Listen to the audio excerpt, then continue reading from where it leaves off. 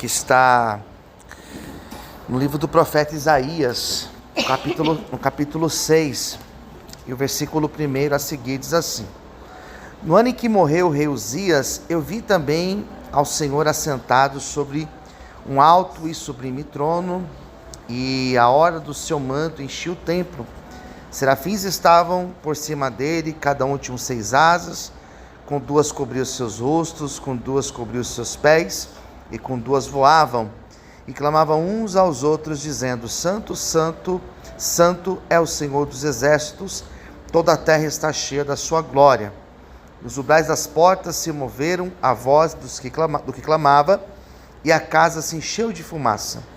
Então disse eu: ai de mim, pois estou perdido, porque sou um homem de lábios impuros e habito no meio de um povo de impuros lábios, e os meus olhos viram o Rei, o Senhor dos exércitos. Porém um dos serafins voou para mim, trazendo na sua mão uma brasa viva, que tirara do altar com uma tenaz. E com a brasa tocou a minha boca, e disse: eis que isso tocou os teus lábios, a tua iniquidade foi tirada, e expiado o teu pecado. Agora, para terminar, o versículo 8. Depois disto, ouvi a voz do Senhor que dizia: a quem enviarei? E quem há de ir por nós? Então disse eu: eis-me aqui, envia-me a mim. Amém? Esse texto, ele é muito conhecido, porque ele fala do chamado de Isaías. Isaías foi um dos maiores profetas de Israel. A gente não tem Isaías curando, ressuscitando mortos, igual a Elias, mas ele é de extrema importância, porque primeiro, ele foi levantado por Deus.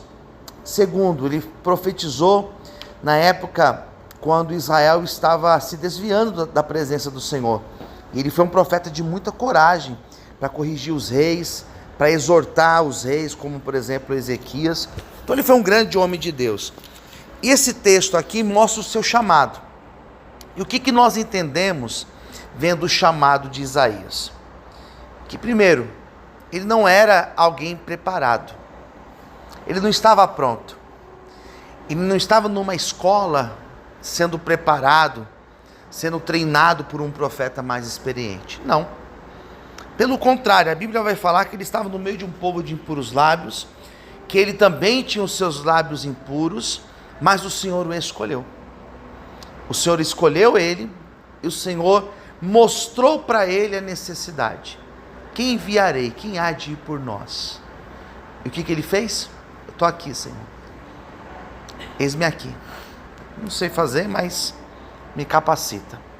Quando a gente começa a falar sobre a obra de Deus, dar os primeiros passos, é muito comum, principalmente no início, nós não nos sentimos capacitados. É muito comum. Será mesmo que eu tenho que estar aqui? Será mesmo que Deus tem uma obra na minha vida? Então isso acontece às vezes com aquele que prega, com aquele que está pastoreando, com aquele que é obreiro, com aquele que é intercessor, de não se achar capaz. Então isso é um sentimento que é comum. Isso pode acontecer e não é raro acontecer. O que nós precisamos aprender? Aprender a lidar com isso. Aprender a lidar com esses questionamentos que são aqui, dentro da nossa mente. Ou então alguém pode chegar do teu lado e falar: mas você não faz bem feito. Tua pregação, ou você cantando, ou você orando, ou você fazendo tal coisa, isso pode te abalar. Então o que nós podemos tirar como lição, olhando para esse texto do profeta Isaías? Que primeiro, existiu uma necessidade. E exatamente nessa necessidade, Deus mostrou que queria levantar alguém. E Deus levantou quem? Quem estava como voluntário. Eu estou aqui, Senhor. A obra de Deus é assim. A obra de Deus é feita exatamente desta forma. Nós talvez não sabemos, nós talvez não pregamos como muitos pregam, muito mais capacitados do que a gente, com muito mais autoridade do que a gente para orar, com muito mais capacidade para cantar do que a gente. Só que existe uma necessidade. E a Bíblia, quando fala dessa necessidade, ela vai falar que a seara ela é muito grande, que a obra é muito grande e que o Senhor está à procura. Então, hoje você não está aqui por acaso. Eu não estou aqui por acaso. Existiam muito mais pessoas, muito mais capacitadas do que eu. Pessoas que começaram junto comigo com muito mais capacidade, muito mais talento do que eu. Mas Deus escolheu a mim, escolheu a você. Ele não escolheu porque nós somos bons ou porque nós somos os melhores, não. Ele escolheu porque Ele tem uma obra através da nossa vida. Então, qual que é o importante? Dar o primeiro passo. Iniciar. É claro que quando você começa, você não pode ficar na mesmice, na zona de conforto, achar que o que eu já faço já é o suficiente, já está bom. Não. É claro que a gente tem que aperfeiçoar, tem que orar, tem que buscar mais, tem que se dedicar mais. Mas o primeiro passo é esse. Estou aqui, Senhor. Usa a minha vida. Me capacita. E é interessante que esse sentimento, se ele tem um lado negativo de impedir às vezes de nós sermos até mais ousados, ele também tem um lado positivo. E qual que é o lado positivo? Ele nos torna dependente de Deus. Então quando eu vou subir para pregar, eu não vou com a minha autoconfiança, na minha convicção, naquilo que eu estudei, não. Senhor, usa a minha vida, porque eu posso até ter preparado tudo, eu posso até ter feito o melhor esboço, mas se o Senhor não me usar, não vai adiantar nada. Então essa dependência, ela tem esse lado muito positivo. Quando você vai orar, quando você vai fazer, quando você vai ministrar, você vai na humildade.